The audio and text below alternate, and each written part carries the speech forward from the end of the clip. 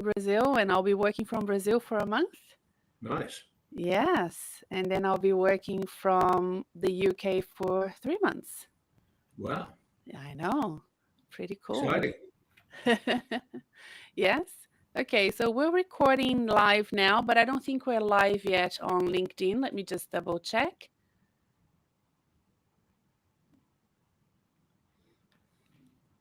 Let's double check.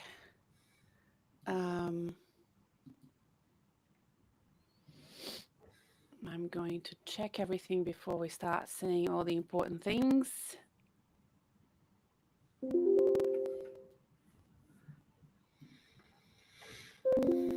And I'm going to have the chat open as well. Stream chat, so that I can see people's messages. Events happening now. Yep, we're live on LinkedIn. Hello, LinkedIn. And we're live on YouTube as well. Hello, YouTube. So if you're on LinkedIn and you want to swap around to YouTube or vice versa, we're live on both platforms, everybody. I know many of you have been emailing me and messaging me saying that you're going to be participating. People tend to be very shy, Geoff, in the participation chat.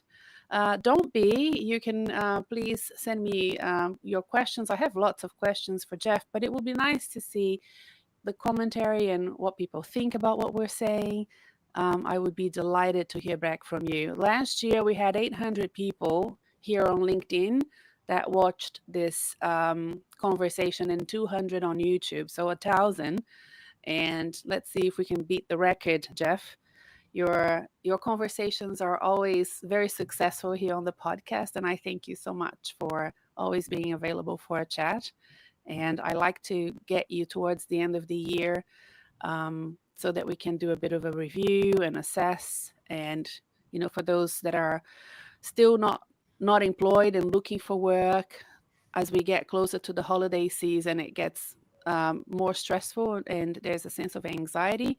And I want this session today to be, hope for them and support for them in the months ahead and the year to come as well. Let's start by reflecting on 2024. How would you describe, Geoff, the market in 2024? Were there anything that was unexpected that took you by surprise, or was it just as you expected and we discussed at the end of last year?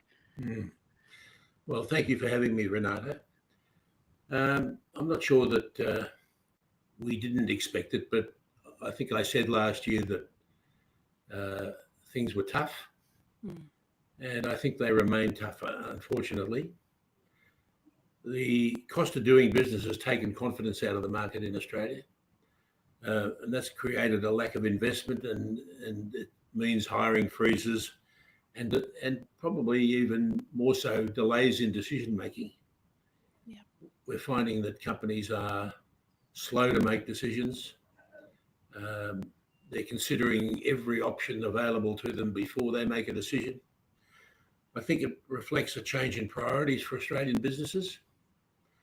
The key focus, I think, has changed, with profitability now perceived to be the number one issue, or the lack of it. And attracting and retaining talent has slipped to number three.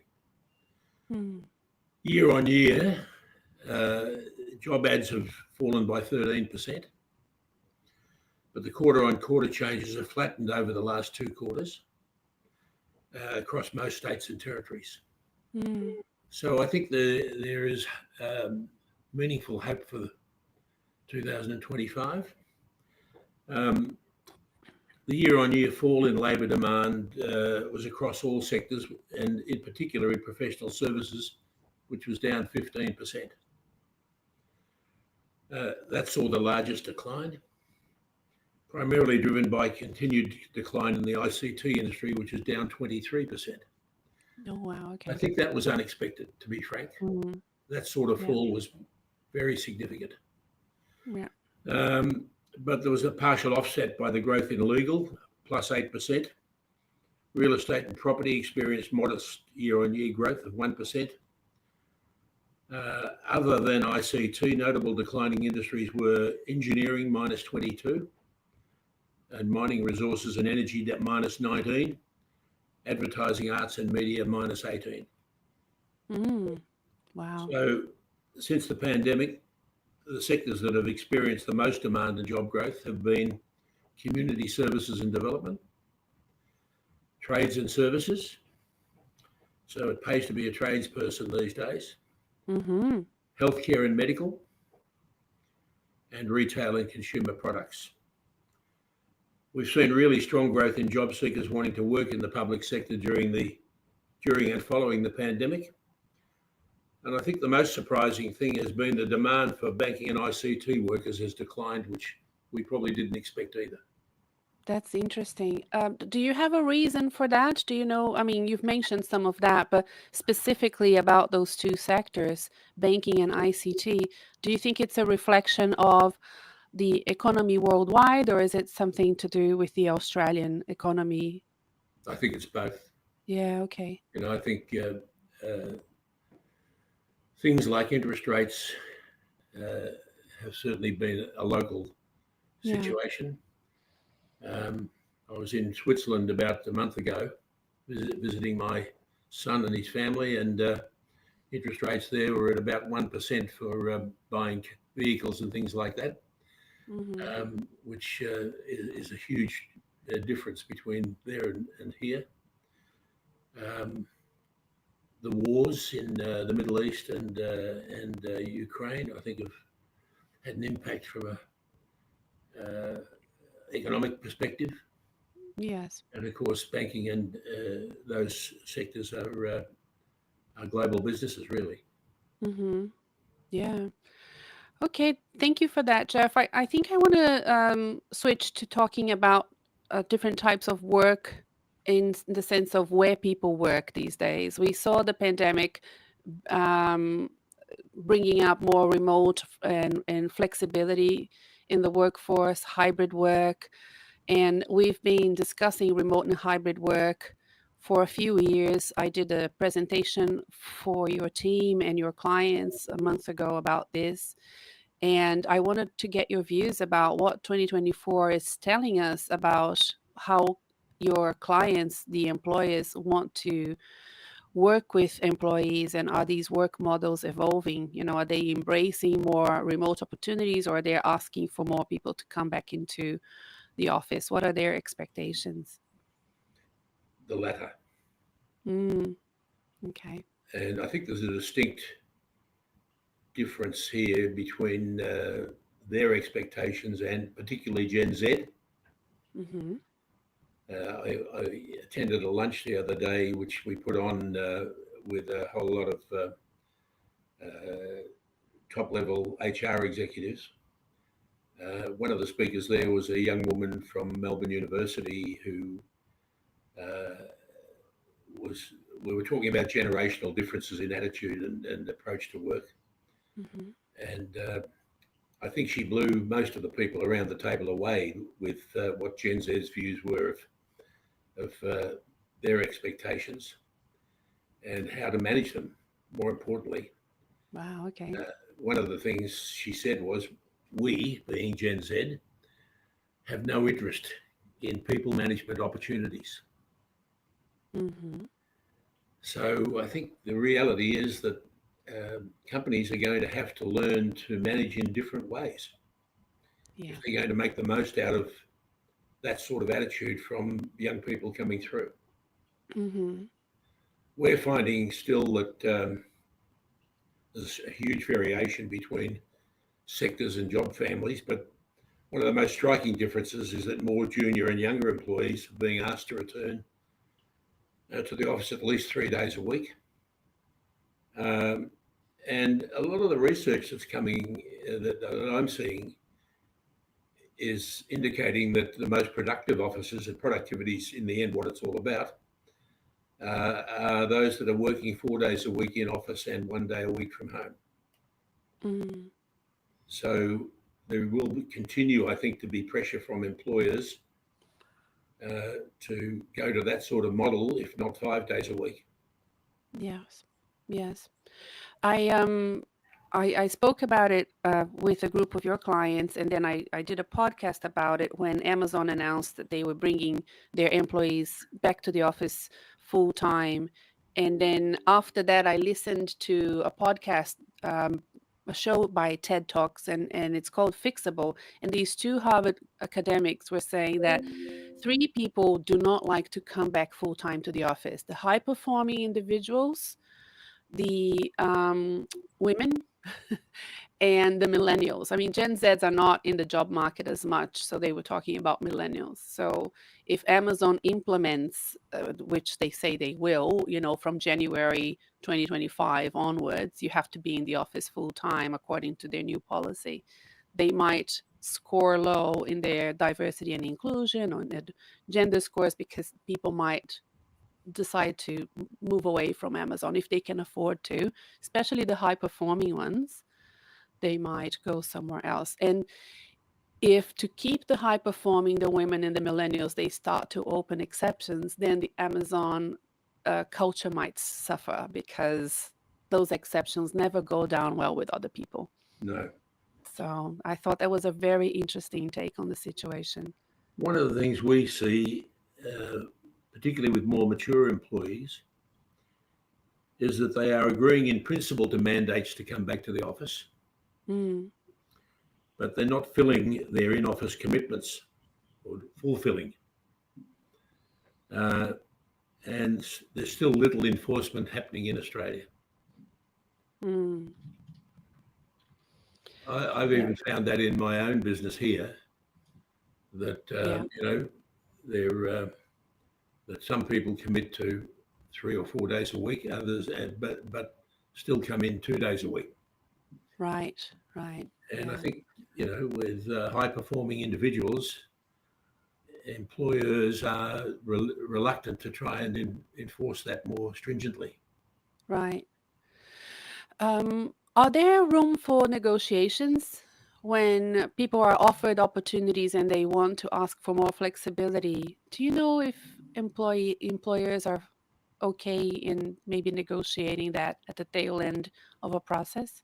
I think they are, but it depends on your performance. Mm, If you're under budget, yeah. it's pretty hard to negotiate why you should continue to operate the way you have been. Mm-hmm. Okay. Um, the other thing that has been top of mind for my clients and listeners, Geoff, is technology, right? 2024 is the first year where we have seen AI really take over, and more people use AI tools to help them and support them in their job search. And I also find that my clients who are usually more senior, they're experienced professionals, they're managers, they're executives, they're gobsmacked that they need to apply for jobs in very um, and processes that are not very humane, let's call it that. They're quite surprised that they're not talking to anyone until further down the track, and they're not used to it because they're not they always thought that those sort of types of recruitment processes were for younger people. So I just had a discussion like that with my group coaching um, clients just this morning about it. So I'm really keen to talk to you about those technologies, and have you seen a big difference in the way that people are applying for jobs using AI? What are the sort of tools and innovations that you have seen, both from the recruitment perspective and the candidate's perspective in recruitment and selection of candidates? Well, it's funny you should ask that question because I've just finished a meeting half an hour ago with a company out of India Mm, who are basically, in many respects, consolidating uh, a lot of these processes. They've got 3,000 employees in India and they're wow. operating globally, particularly in America and England, but now more so in Australia. They've got 50 employees in Australia.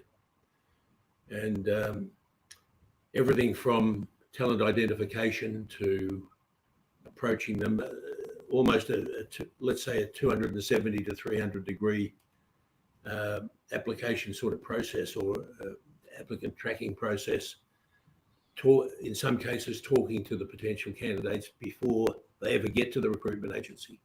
Mm-hmm. I think there's issues around, I think that the AI technology has great potential from a productivity point of view in terms of hiring processes. But there's a real risk that all job adverts and PDs start looking and sounding the same if they become over reliant on Chat GPT. Yeah. We had a situation this week. Anita, my wife, is handling a very senior role, and she had 2 applications for the same job from 2 people, and the applications were absolutely identical. Oh, I hadn't thought of that, but No, that I can hadn't either. happen. Yeah, I can So, see how it would happen. and it's pretty hard to differentiate yourself if you're using AI to that extent, or you're not Yes, using it as well as you could be. that's right. It's all about how you prompt the AI to give Yeah, you a more tailored output. and That's so interesting. this is a $400,000 job. Yes. So it's interesting that sort of thing is happening. I could probably see it happening more in what we would call mid-level jobs, mid-level Hmm. management. But very senior levels like that, we were a bit surprised, I must say. Okay. Okay. And I think that for candidates, there's a danger that CVs and interview answers become very generic Hmm.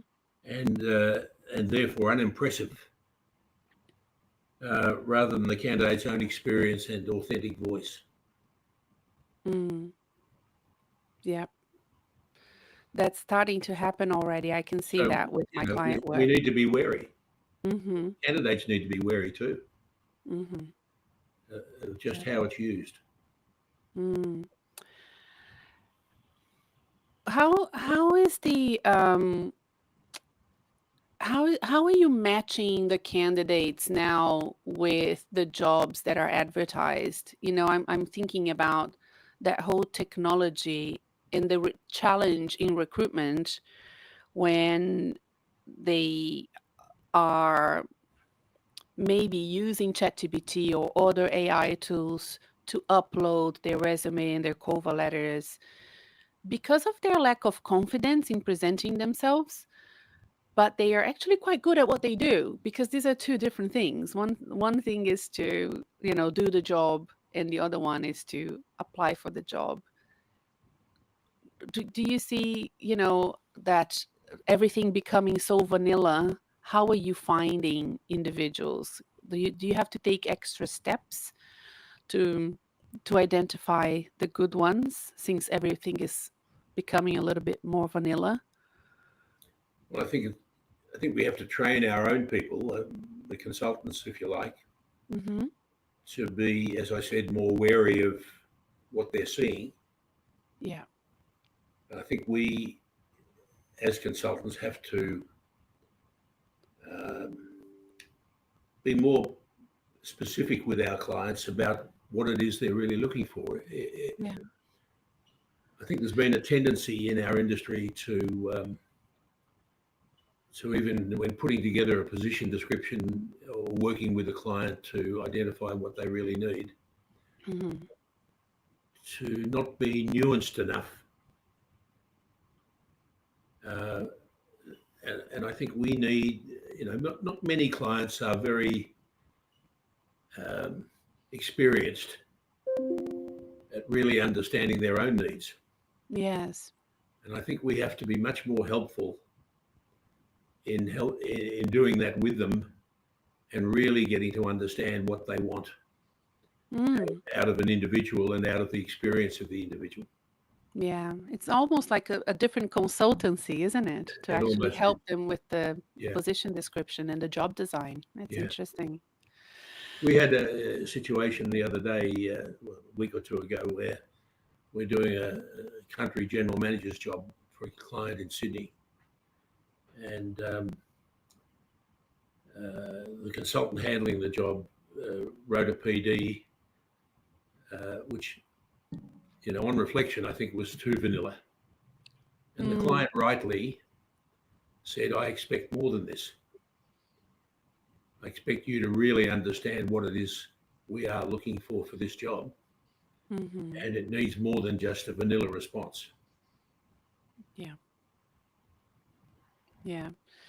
I have had situations where clients, well, me personally and clients of mine, where we gave feedback about the position description and then they changed it. Yeah. They would say, okay, we think we want you to apply for this role. And then a client would say, well, it doesn't seem like the right role for me. Mm. And the person would say, no, you are the sort of candidate we want. What's wrong with the PG? And Yeah. then the candidate will say, well, that's not what I do. What I do is X, not Y. And they changed the PG. Well, Renata, one of the things that I try to emphasize with our own people Mm-hmm. is that we have to be curious. Good point. Yeah. Just taking the PD as a given without being questioning, Mm-hmm. without saying, well, what is it you're really looking for? It's a bit like at the other end of the spectrum. I try to insist with our consultants that they put themselves on the line when they actually put together a shortlist. Don't just refer, the candidate and this is what I'm shortlisting them for you because they've got the right experience, because that's what's in the CV. Yeah.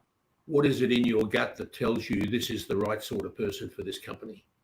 Mm-hmm. That's why I think I've had a lot of success over the years with saying to clients, look, this person doesn't meet the PD that you've put together, but I actually think they're better than the people who do meet that criteria that we've identified.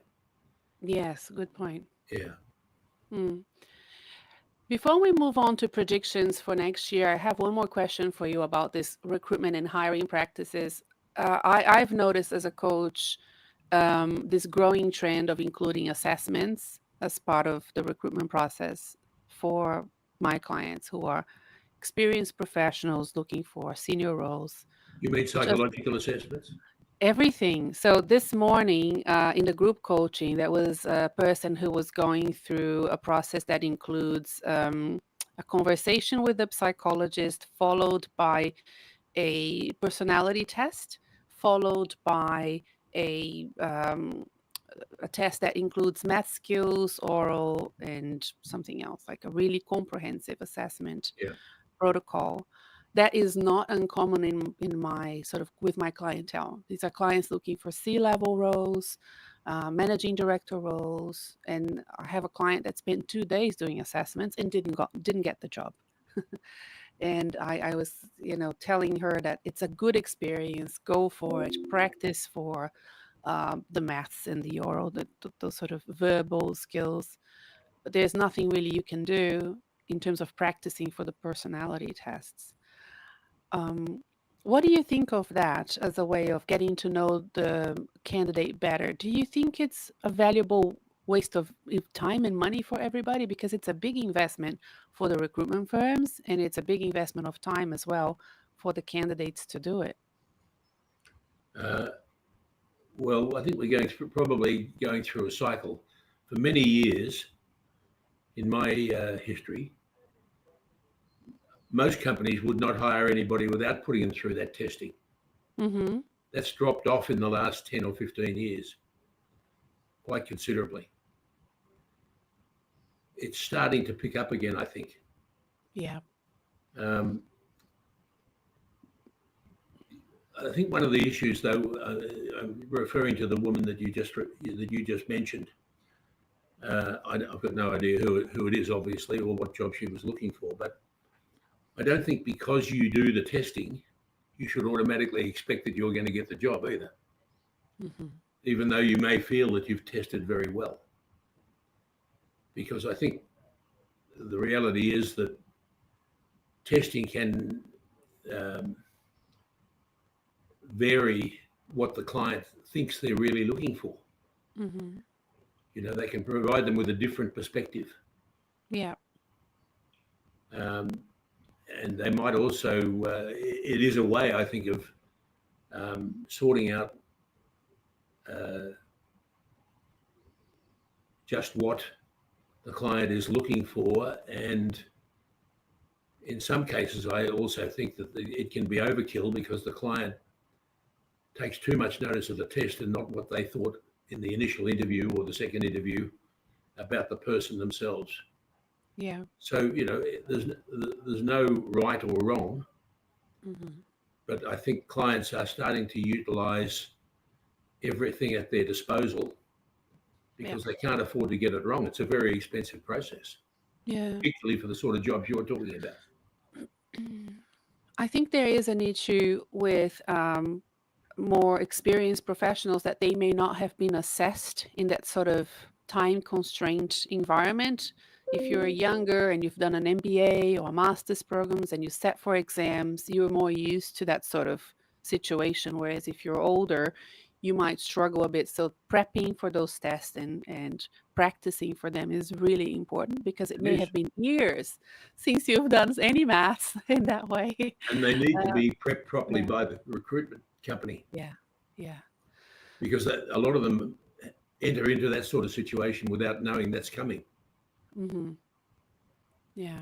So as part of the program that I run, I make sure that people understand that it's really up to them to go and research and practice for those tests with the expectation, with the assumption that you will have to do it towards Yeah. the end of the program. The other trend that I've experienced, Geoff, is references being contacted way before the end of the process when there are 3 or 4 candidates still running for the role. Is that a practice that the Slade Group is doing as well? Normally, no, Okay. Why do you think that's the but case? Because we wouldn't do it. But if the mm, client requests it and the candidate is happy to do it, mm. we would do it. But normally it's done at the end of the process. Do you think a candidate can ask the recruiter to, if possible, postpone the conversation with a reference, or is that dictated by the client? I say this because if you have gone through 2 or 3 situations where your referees were contacted and you didn't get the job, it starts to become a bit awkward for the candidate. It does. I Mm, think they can ask for it to be postponed. okay. That doesn't necessarily mean that agreement will follow, but you know, Yeah. I actually think it's a bit of an imposition on the Yeah. candidate Yes. and can end up in the wrong result anyway. Yeah. Yeah. And I've noticed that it is happening more often. So I really appreciate you saying that because it gives people that are listening a bit more control over, the situation. Um, and if the referees haven't been in the job market, they may not know that that's the case, that, that they will be contacted halfway through the process and not at the tail end. And I think it's Well, I important think for the them big to know. worry, Renata, is that quite often the client wants to do the reference without allowing the candidate to ask permission from the referee as to whether or not Oh, they're happy to take a call. can they do that? Well, it's not legally. There's nothing stopping them doing it, but we would indicate to the client that it's not kosher really to do such a thing. Uh-huh. But there are plenty of clients around who will do it anyway, and that's a concern. Yes. Yeah. We have somebody here saying that they asked to defer the reference checks Yeah, and that was okay. They were granted yeah. that request. So that's good to know that some employers are okay with you I think taking more control. what you're talking about here, to an extent, Hmm. is the word control. I think candidates have to be fairly firm in what they're prepared to allow and or not prepared to allow in terms of um, checks and things that take place during the process. Mm. You know, I try to train my people to take control of the environment when they're doing an interview, or when they're doing a client visit to pick up a job, Mm-hmm. because otherwise there's a tendency to go off the rails. But the candidates equally have to be um, prepared to stand up for themselves Yes, yes, yes. And not be afraid of in a nice way. burning bridges. Yeah. You know, to say, oh, Mr. Client, I'm sorry, but at this point, I'm not prepared to give you permission to talk to my referees. Mm-hmm. I'm happy to do that at the end of the process when you feel comfortable that you think I'm a serious candidate for the job, or when I feel seriously interested in the job. But at this point, I'm not prepared to give you permission to do that. I like the wording. I hope that she's listening so she can use the exact wording you just did. Yeah. Thank you, Geoff. Let's talk about 2025. How is Slade preparing for the next year? Well, with a glimmer of hope. Okay. I reckon this is the toughest year we've had. I've been in this business for 58 years, Wow. Okay. and I think this is the toughest year we've had since 1974. Wow. I was 2 years old in 74. I wish I had been. Um, but I just, the lack of confidence in the market has been very evident. Uh-huh. All of the big recruitment firms, the publicly listed firms, are way down in terms of revenue and profitability. Mm-hmm. And so are the smaller firms like ours, or the medium firms. But I've seen in the last 6 weeks, say, that the market is starting to free up a bit. Okay. And hopefully that will continue into 2025. Mm-hmm. I think the political climate, both internationally and domestically, and with the federal election due, probably isn't great for job seekers. And of course, the economy is constrained by high interest rates and inflation being stubbornly high. But I'm even seeing green shoots there. You know, I think the inflation rate has dropped significantly in the last few weeks, 3 or 4 weeks. We would expect growth in the public sector to slow. I think there's a rebound happening in ICT. Good. And I think there's continued growth in community healthcare and trades. Not sure how the banking and finance sector will come back, but hopefully it will. I think there are people who are better qualified than me to comment on technology skills, but I still see the keys to success being relationships, focus, and productivity.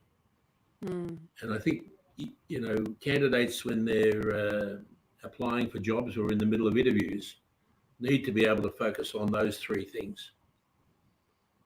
You know, where can I add value to you, the client? Mm. What are my communication and presentation skills like? I have to be able to engage with the person who's interviewing me. Mm-hmm. And if I can't do that, the chances of me getting the job are probably pretty slim. Yep.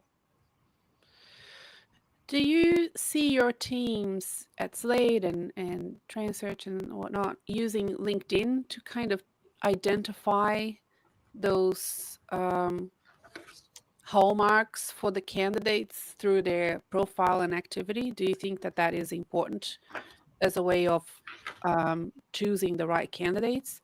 Or is it more the job application and the conversations? I'm just trying to see how much LinkedIn, especially as a precursor of the job application, is important for recruiters. Yes, we do. Okay. Yeah. Good, because that's what I've been telling everyone. So thank you. I think, a couple of other points I'd make is if you're Mm, employed, take every advantage of job mentoring, job shadowing, mentoring, rotations, and other internal mobility opportunities. right. I think it's one of the best ways to prove you're ready for the next steps in your career. As a job seeker, do your research. Far too many candidates turn up and they've never even looked at the website of the potential client if they happen to know it. Hmm. And I'm not sure that even after being told who the company is, that they do their research as well as they might. Yes. Be conscious of the business climate and the change focus for business, with profitability being the chief concern. You need to have a feel or an understanding of how the company you're talking to is going. Mm, You know, these are the sorts of questions that you need to be asking of the person doing the interview. Is this yeah. company doing well in the market? Is it got the potential to do well? Will it survive? Because there's no doubt in my mind that this is a market where there are lots of companies going out of business, Hmm. and it's not much fun for you to join a new company and 6 months later they no longer exist or they can't afford to keep you. Yes. You know, The decision sometimes, is very important for you as much as it is for the client. yeah. Sometimes people come to me and I tell them the importance of doing all that preparation and that research, and they're quite surprised and feel like it's a lot of work for potentially little chance of getting the job. And the test that I ask them to do is this: if you're not interested in this organization, why would you want to work there? Exactly. Right? So if you don't have the passion and the interest to be curious and do the research and read the news about it and go on the website and download their annual reports, then you're not ready for a senior executive role at this organization. Maybe you don't want this anymore. Let's go back to the drawing board Yeah, and think about your next steps in your career. I'd agree completely. Okay. Yeah, good Yeah. advice. The point is not really getting the job. Yes, at the beginning of the process, your chances are 10, 20%. If there are, five other candidates, it's a 20% chance, right? But for your own professional development and understanding of the sector you're interested in, your industry, the companies that are in that sector, that research will never be wasted time. And if you feel like it is a waste of time, then we need to go back to the drawing board. Sure. We need to, yeah. Okay. I see it that way as well. And it's okay to want something else for your career. And if you're listening and you have that sentiment, don't worry about it. There's no right or wrong. We just need to know how you're going to live out, the next decade of your career. What do you want really to do? What are your expectations in terms of job opportunities? And we can do something different. We I don't think need you, to do the you same also thing. need to do some homework about the industries that you're looking at. Yeah. Do they have growth potential? Hmm. If you looked at industries that were growing 20, 30, 40 years ago, Yeah. most of them are nowhere near the top these days Mm. as we've Let's become more and more a service economy. Yeah. You Do you know, think that that's the future for Australia? A service economy focused on health and professional services, bit of mining. Is that how you see yeah, executives focusing their energies into? Yeah. yeah. Now, if you've only got experience in manufacturing, Mm. the chances of you moving into the service economy are pretty slim. But for young Yeah. people who are looking for, people in their 20s and early 30s, perhaps before they're well established in their experience and career, they should be looking at industries that have real growth potential. Hmm. I don't think even 5 years ago we would have seen the opportunities that exist now in healthcare that exist today. True. Yeah. It's huge, isn't it? It is, Mm. and not just in Australia. Yeah. In fact, it's probably we have labour shortages in the healthcare industry that would match anyone in the world. Yeah. So if you're well placed and have a background in healthcare or the opportunity to move into healthcare, I Hmm. think for the next 20 years or so at least, there are lots of job opportunities there. Do you have good examples of job candidates that have been successful at making those difficult transitions into healthcare, for example, from a different area that you can sort of share with us? What was it about their Well, for instance, performance that made them successful? uh, I don't think, for instance, you need to have been a CFO in healthcare in order to get a job in healthcare, Hmm. or a marketing director. Um, Certainly, there are jobs where if you haven't worked in them previously in healthcare, you're not going to get one. Mm. You're not going to suddenly become a nurse, Sure. but there are lots of jobs that exist in other industries where you could aspire to get into an industry like healthcare, which is growing. Yeah. And because they have more demand, they're also more open for those industry transitions, Yeah, right? Yeah. and I think even it's interesting. I read an article in Shortlist, which is the recruitment industry's go-to newsletter, um, the other day, Mm. maybe 3 or 4 weeks ago, that said recruitment companies are now opening up their minds to senior management who've come from other industries, which has never been the case. Hmm. And why do you think that's happening in the recruitment industry? Well, because I think there's too few Really? Okay. too few quality managers in our industry that exist. And secondly, I think people are recognising that those candidates without industry experience can bring a whole new perspective. Mm. Yeah.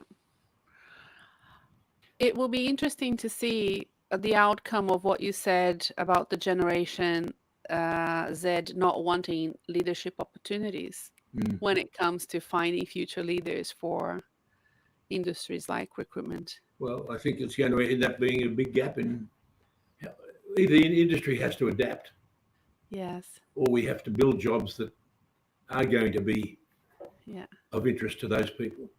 Mm. We need to give the jobs to the Generation X and then millennials and then skip a generation and hopefully the next one Possibly. will want leadership positions. But it's true. I have a client in the US from last year, and she was offered a job. She was really excited. She is excited about the role she has. And in her onboarding in this new organization, she was given the option of two tracks, a leadership track or a professional expert track. And she chose the professional expert track. She doesn't want leadership roles. Right. Yeah, and I thought that was interesting that from the get-go they were already identifying, future opportunities for her.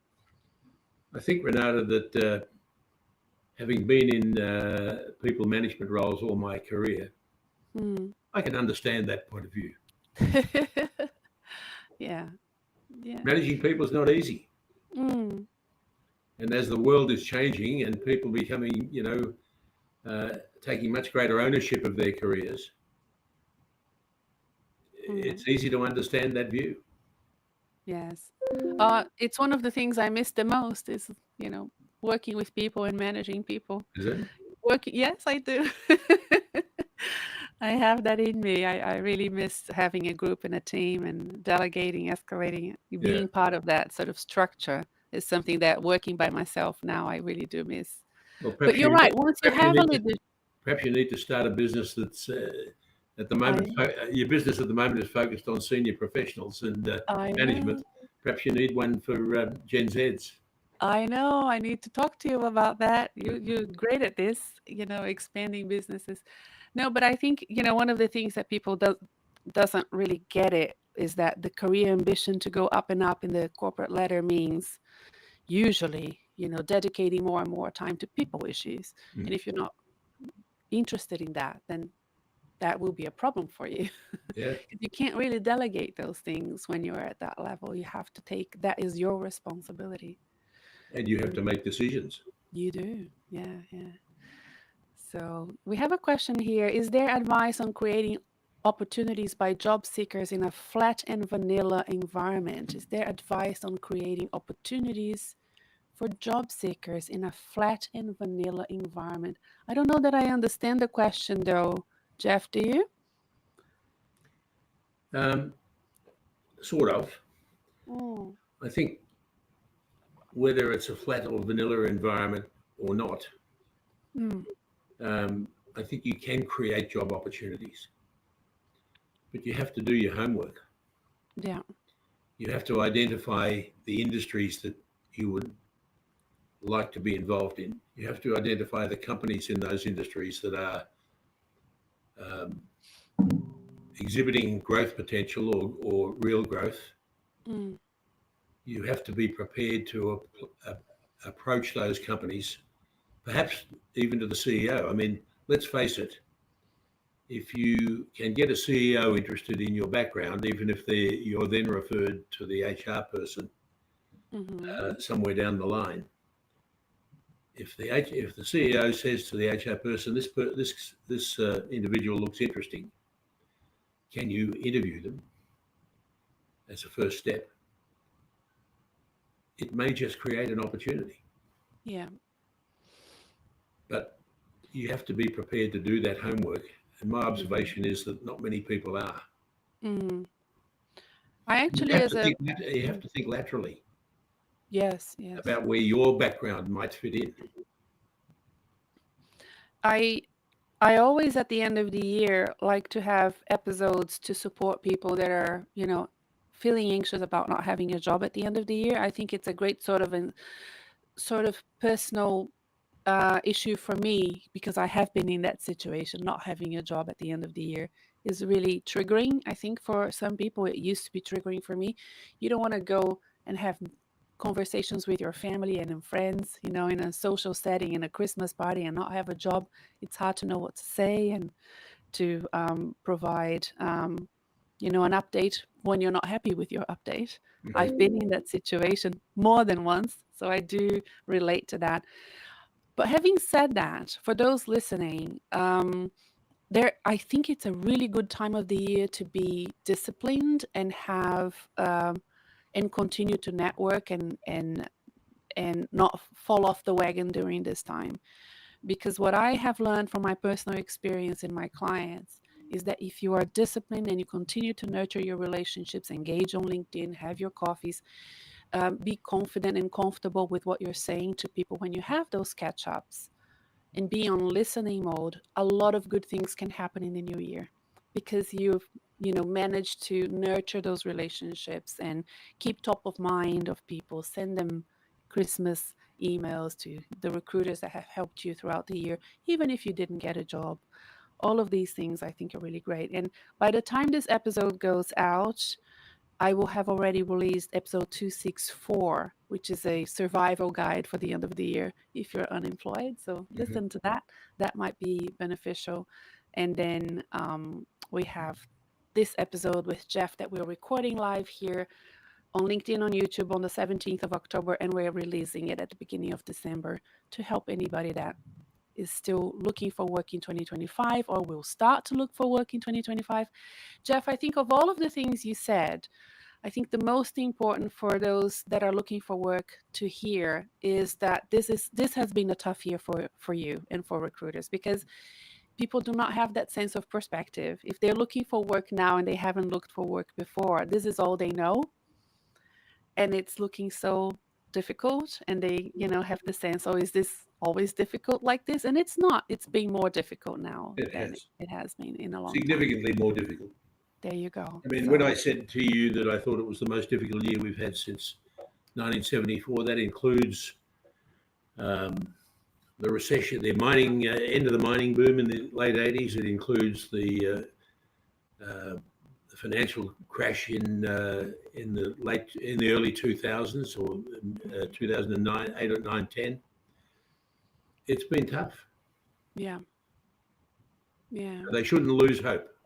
No, I think the advice here is to focus on bootstrapping, understanding that this is a socioeconomic issue that is outside of our control, but with all things to do with economics, it's ups and downs, and there's every chance that 2027 will be much better than 2024. I do have hope after the American election and you know th- things unfolding after that. Whichever way it goes, it's better than the situation we have now. I hope you're right. I hope so too. All right, my friend, thank you so much for once again doing this with me. Can we lock in next year? I Sure. want you back. Okay. I'm getting to the age where I might not be around next year, Renata, but you never know. Oh, forget that. Of course, you will be around, and I'll see you next year for another take on 2025, 2026. And Can't you enjoy wait. your trip. Thank you. Thank you so much, Geoff. Okay. Bye-bye, everyone. Thanks for participating, and keep the comments going. I'll be checking them this afternoon and answering any questions that you may have thought of and we haven't addressed it here. Bye, everyone. Thank you. Okay, Geoff. Let's see how we're going with the upload.